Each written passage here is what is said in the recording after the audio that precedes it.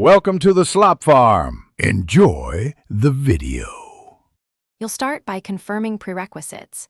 Check your Visual Studio Code version and note active language extensions because they affect suggestions. Once done, open Settings with Control+ for the UI or use Command Palette to open settings. JSON when you need exact keys. This gives precision. Decide immediately whether to change user or workspace settings because workspace overrides make project-level control easier. You're beginning the actual disabling process now, so keep the editor open. Now you'll disable core Intellisense features. In Settings, search for Suggest and uncheck Editor Suggest. Show Suggestions, then set Editor. Quick suggestions to false or configure it in Settings. JSON for selective behavior. Make sure to also open each language extension settings and turn off its completion or suggestion toggles because many extensions provide their own completions. If auto-completion persists, adjust Editor.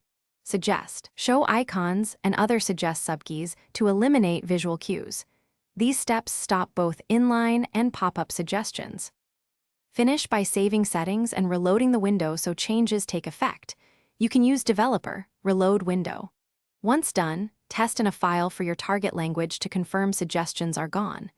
If suggestions remain, disable extensions one by one to identify the source and then adjust that extension settings or uninstall it. As a troubleshooting tip, keep a backup of settings. JSON. If something breaks, restore the backup, restart VS Code, and then reapply the targeted changes slowly. Thanks for watching. Consider subscribing if we helped you today.